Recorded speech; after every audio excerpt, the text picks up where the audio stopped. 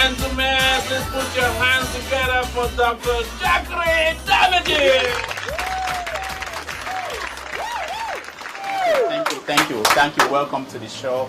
My name is Dr. Damages. We're coming to you from New York City. If you don't mind me saying, it's been a very, very long week, tough week. In Libya, my people love me. Turned out to be voices in the head of Muammar Gaddafi. Oh! Yes. That love vanished as fast as the rebels got to Tripoli last week. Gaddafi's whereabouts is still unknown at this point. My guess is that he's cooling off in a rat hole somewhere. The proof came Tuesday afternoon when an angry Muammar Gaddafi farted inside the rat hole. And it caused earthquake on the east coast of the United States. That is how you know a strong man is on the run. Soon after the earthquake, newsmen were on the street asking people, what were you doing when the quake hit? One 90-year-old Bob Hope said he was romancing his wife when the quake hit. Reminded that it was about 2 p.m. New York time, he said, when you get to my age and suddenly discover that you are ready, you better take advantage of it. He went on to say, I was in the middle of what I considered my greatest performance when the quake hit, and goddamn it, woke my wife up. Meanwhile, American seismologists have warned that Gaddafi did not only fart, he also sneezed at the same time. Gaddafi's sneeze has turned into a hurricane and is moving up the east coast of America. Americans who live from Florida to North Carolina are panicking. If you want to avoid it, learn how to say, long live the king. Brother leader. The news of Gaddafi's downfall was received with joy across the world, except in Africa.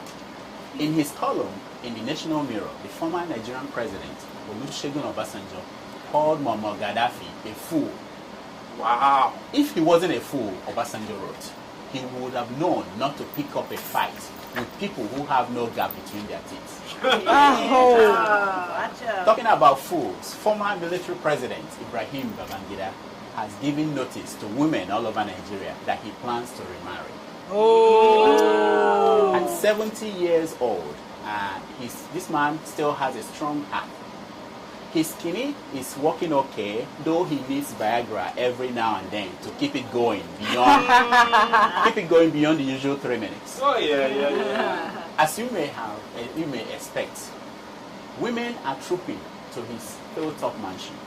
It's the time. Oh yeah, a TV station is filming a reality show starring the general as he chooses a new wife. Wow. Asked why he wants to remarry at 70, he said, isn't that better than sleeping with my daughter-in-law? Whoa!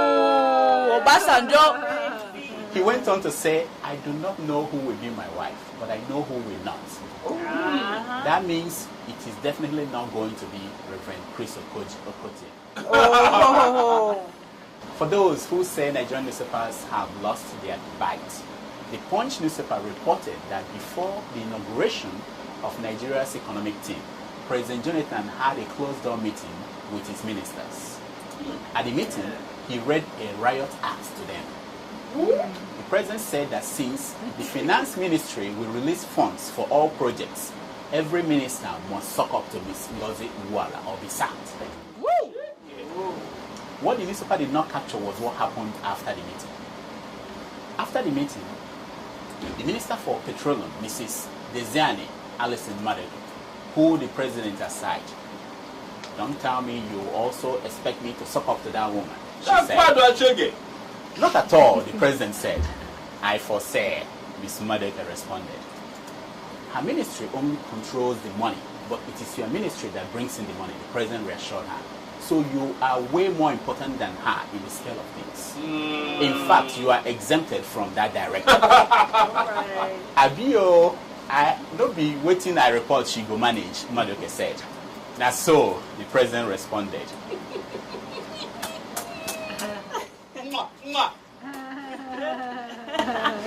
How many of you are building houses in Nigeria? You must have noticed that the price of cement has risen again. Oh, no. Not long ago, the president ordered Dangote to crash the price of cement. The businessman obeyed and the price crashed. As soon as the Senate ad hoc committee started looking at privatization of Nigeria's assets, most of which Dangote bought, the cement price doubled. An angry president confronted Dangote. I told you to crash the price of cement, didn't I? The president asked. Gami, Kai, walai kalai. I dropped the thing down, but it bounced up again. I didn't know cement can bounce like a ball, said Dangote. Impressed by his answer, Jonathan added him on his economic team. Governor Ahmed of Kwara State last week announced with great fanfare the discovery of crude oil in his state. Oh, really? He immediately demanded that Kwara State should be included on the list of oil-producing states. To celebrate, he went abroad to look at options of private jets he would buy. On his return, he was disappointed to hear that geologists from the NNPC said that the crude oil did not originate from Kwara State. What? Yeah. They said that the oil was part of the strategic reserve of the Saraki family. Nigeria has launched 2 new satellites, Nigeria SAT-2 and Nigeria SAT-X. These sophisticated machines were designed and built by Nigerian engineers and scientists. Their mission in outer space is simple. Find where those governors sharing kerosene are getting their supplies. Unlike the satellite which the Chinese lost in the high sea, this one was launched into orbit by the Russians. The National Space Research and Development Agency says that next launch will happen from Nigeria. In fact, they promised to send 2 Nigerians into space before 2015. Really? It is a lie. Oh yeah. The agency asked Nigerians to recommend names. So far, 2 names that have dominated the list are Olusegun Obasanjo and Ibrahim Babangida. Oh my. 50 years after independence, the decolonization of Nigerian prisons starts next month. 50 years after. Wow. The first thing that will end is the culture of having prisoners saying, "God bless the Queen," every morning. Now, instead of prisoners drinking tea and taking breaks and getting bacon and eggs, fish and chips, prisoners can now eat ewedu and inyo. Ando. Yeah, but the change that is making Nigerians in and out of prison so happy is that conjugal visits will now be allowed in prisons. Oh, yeah. Female prisoners will no longer depend on prison guards to shine their Congo. On hearing that, Bode George yelled, "Bastard! Now that I'm out of there, they want to change the law." How many of you women in the audience are married? Not me. Well, you may want to pay attention to this. Nollywood actresses are out to get your husband. Oh yes, that is the trend. The women of make-believe world want men who have committed. As we speak, Mercy Johnson is poised to marry Prince Okoje, a married man with 2 kids. No. Wow. No. Trapped in the middle of it all is Christ Embassy Church. The 2 women involved are members of the church. Hey! Wow. Oh yeah. The elders of the church are looking for a way to convert water into wine. Hallelujah. Meanwhile, Mercy and her prince have spent 30 million naira on the wedding. Hey! Wow. If you're watching me right now from home, it means one thing: you were not invited.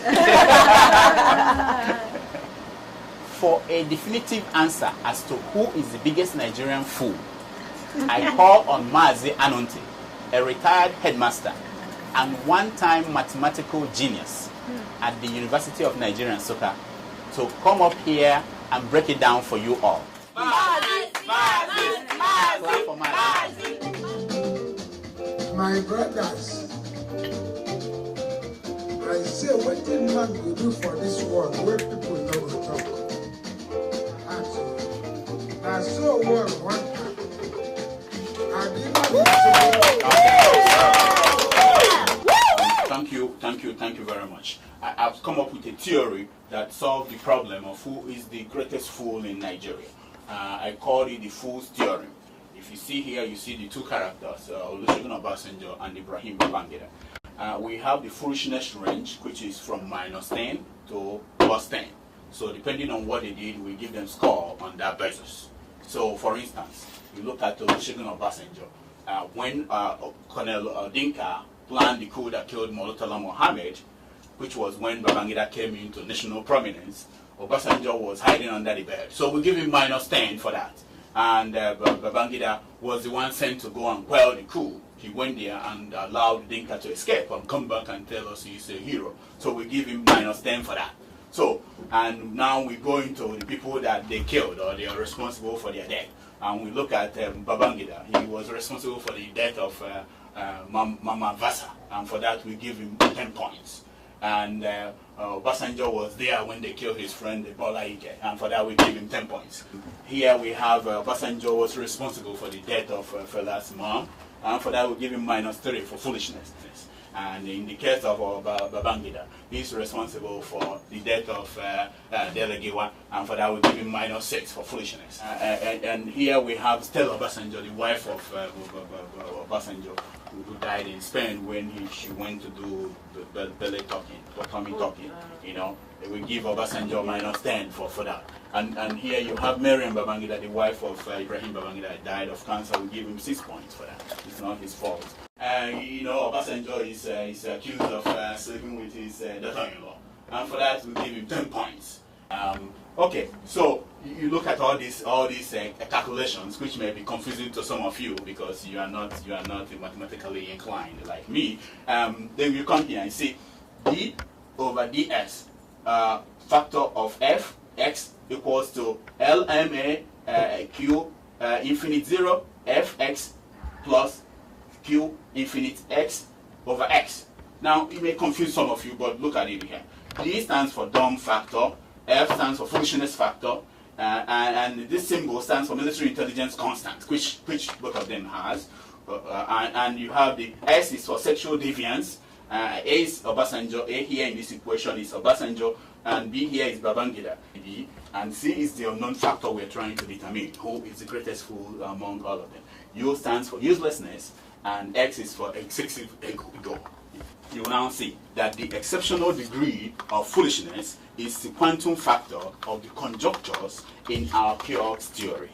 You know, using rigorous deductions of three-dimensional spheres on coordinates O squared, which is Obasanjo, and B squared, ignoring abstract reasoning, if anything, more than the infinite n, we arrive at our mathematical logic. And you find that C is equal to B to the power square minus 2bc cos A over A squared. And you add all these figures you have here, what you get is that 15 to the power 2 minus 2 times 51 times 7 cos 13 divided by 29 to the power 2 will give you G-E jack. That is my foolish theory. And that explains that this is the greatest fool we have in Nigeria. Not any of this, but this man. G-E-J. I hope you understand. Thank you very much. And for all your mathematical problems, you can contact Anunti via the Dr. Damages show every weekend on Sahara Reporters. Thank you.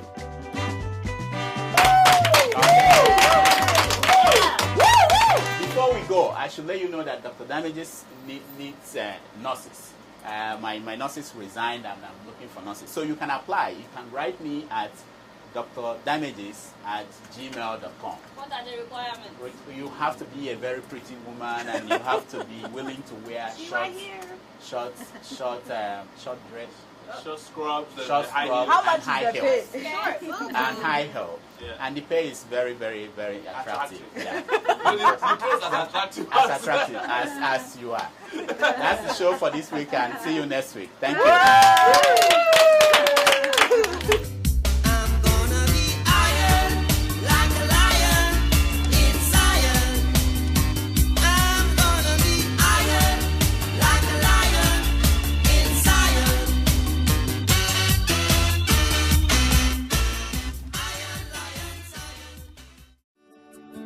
Welcome to First View Luxury Hotel. At First View Luxury Hotel, we offer excellent service. Our rooms have all the necessary facilities to make your stay comfortable and memorable. You will also have access to internet service, breakfast, 24-hour power supply, full air condition, free international calls, free tire pumping service, and free car battery charge. So what are you waiting for? Quickly visit First View Luxury Hotel. We are located at number 1 Adeola off Raji Rasaki Road, First Estate, Amuwo, Odofin Festac, Lagos. For more information or reservation, please call us on 080-7578-7135 or 080-9990-0601. You can also take advantage of our online ongoing promo at www.firstviewhotel.com to make your reservation and payment for your favorite room, which attracts a discount rate. Please note, rooms are reserved based on first come, first serve. First View Luxury Hotel. Experience the home of comfort. They come.